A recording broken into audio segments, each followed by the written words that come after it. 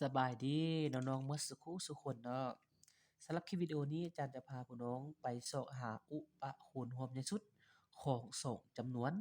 ในกรณีที่มีจำนวนใดจำนวนหนึ่งมีเครื่องหมายลบหรือว่าเป็นจำนวนลบเนาะ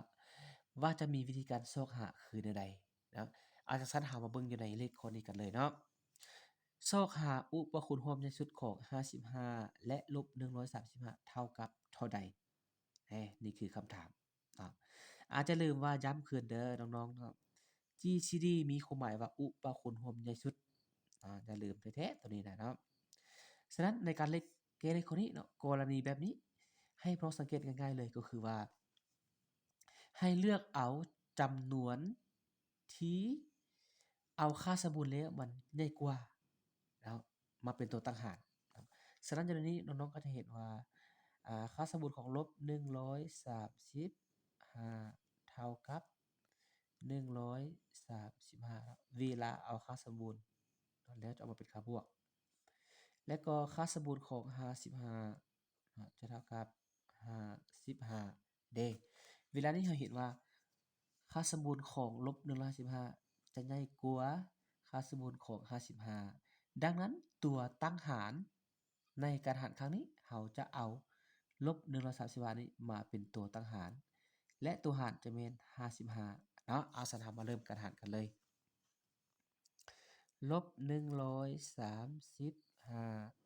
หารให้55ตอนนี้เราสังเกตว่าบ่นี้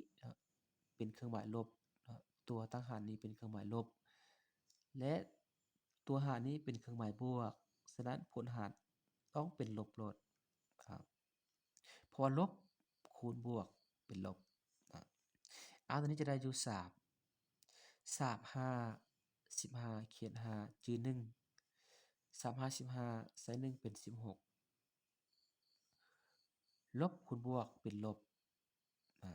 มารบกันบาดนี้จะออกเท่าใดนะเวลานี้ก็หมายความว่าจะเป็นลบ135ลบ165เนาะบ่ได้จัดขอขยายใจความมาทางพี่เด้อน้องๆน้องๆนี่เด้อเนาะขอขยายใจความมาทางพี่เนาะและนี่ก็จะเป็นลบ135ลบตัวนี้แม่นลบตัวนี้นี่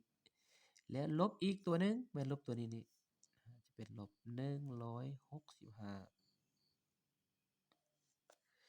ลบคูณลบตัวนี้จะกลายเป็นบวกและอันนี้ก็จะกลายเป็นลบ135บวกให้165เด้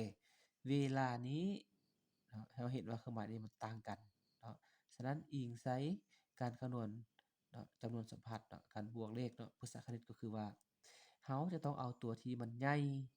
มาลบให้ตัวที่น้อยและรักษาเครื่องหมายตัวที่ใหญ่ฉะนั้นเราก็จะเอา165นี้มาลบให้135และรักษาเครื่องหมายตัวที่ใหญ่ก็จะเป็นค่าบวกเนาะดังนั้นตัวเศษของเราบัดนี้มันก็จะเป็นค่าบวกเนาะหรือจังหนึ่งในเมื่อเป็นแบบนี้และน้องเข้าใจแล้วว่าลบของลบนี่กลายเป็นบวกฉะนั้นเราจะลบปีนขึ้นทางด้านถึงเลยนะครับฉะนั้นจะเป็น5ลบ5จะเป็นอยู่0 6ลบ3ก็จะเหลืออยู่3 1ลบ1เป็น0นี่แสดงว่าการหารครั้งนี้ผลหารเท่ากับลบ3ตัวเศษแม่น30นะบัดนี้เราดำเนินการต่อหารครั้งที่2ก็จะเอาหยังบัดนี้เอา55นี้มาหารให้ตัวเศษก็คือ30เนาะจะเป็น55หารให้30เนาะเวลานี้มันง่ายแล้วน้องๆเพราะว่านี่ก็เป็นเครื่องหมายบวกนี่ก็เป็นเครื่องหมายบวกนี่จะได้อยู่1คูณ30ก็จะเท่ากับ30ลบกันเลย5ลบ0จะเหลืออยู่5ลบ3จะเหลืออยู่2แหน่แสดงว่าการหารครั้งนี้ผลหารเป็น1ตัวเศษเป็น25เราจะได้ดำเนินการหารต่อบัดนี้เอาจะหารให้หยังบัดนี้เอา30มาหารให้ตัวเศษก็คือ25นี่จะเป็น30หารให้25อันนี้ก็จะได้อยู่1คูณ25ก็เป็น25ลบกัน 0 - 5บ่ได้เนาะเราเอิ้นว่า10หรือว่ายืม10นะลบ5ก็จะเหลืออยู่5จือ1เนาะ1 1ใส่2เป็น3 3ลบ3เป็น0เนาะหารครั้งนี้ผลหารเท่า1ตัวเศษเท่ากับ5บัดนี้เราดำเนินการหารต่อไปเนาะจนกว่ามันจะเสร็จ0เนาะเอาสั้นครั้งต่อไปเราก็จะเอาหยังบัดนี้เราก็จะเอา25มาหารให้ตัวเศษก็คือ5นี่ หารให้ตัวเศษแล้วก็คือเลข5แหน่25หาร5เท่ากับเท่าใดเนาะน้องๆก็ลองสูตรกันเลยเนาะถ้าผู้ใดบ่ได้นะ5 1 5 5 2 10 5 3 15 5 4 20 5 5 25เนาะ5 5 25ลบเด้5ลบ5เบิดเป็น0 2ลบ2เบิดเป็น0การหารครั้งนี้หมายความว่าสิ้นสุดแล้วก็คือว่าเศษ0แหน่ นะหารทั้งหมดทั้งมวลอยู่ในนี้เราสังเกตว่าจะหารอยู่1 2 3 4หารอยู่4ครั้งมันจึงเสร็จ0ดังนั้นคำตอบที่เราต้องการก็คือฉะนั้นฉะนั้นอุปคุณรวมใหญ่สุดหรือว่า GCD ของ55และ135เท่ากับเท่าไรน้องๆยังจื้อบ่อิงใส่วิดีโอก่อนยังจื้อบ่น้อวิธีการสังเกตเนาะก็คือให้สังเกตเอาตัวหารครั้งสุดท้ายที่เศษ0เนาะตัวหารครั้งสุดท้ายก็คือ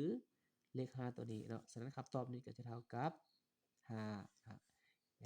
5ตัวนี้นะครับ5ตัวนี้นะหมอนี้ถือว่าการแก้เลขเฮาข้อนี้ก็ถือว่าสำเร็จไปเนาะในการแสวงหาอุปคุณรวมใหญ่สุดของ55และลบ135เอาถ้าหากว่าคลิปวิดีโอนี้หากมีผลประโยชน์เนาะหรือว่าอ่ามีความสำคัญสำหรับน้องๆก็อย่าลืมกดไลก์กดแชร์และก็กดติดตามช่องของอาจารย์วาเด้อเนาะเพื่อจะบ่พลาดในการลงคลิปวิดีโอเนาะในครั้งต่อไปเนาะเอาขอขอบใจ